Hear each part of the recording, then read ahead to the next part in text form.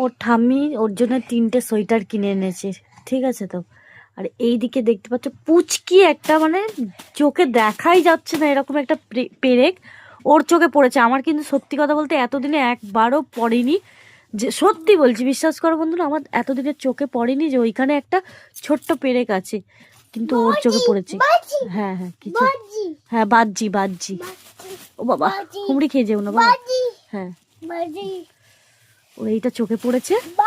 এটা কে দিয়েছে বলো? ঠাম্মি। বলো দাদু কই? এখন দাদু বলতে শিখেছে।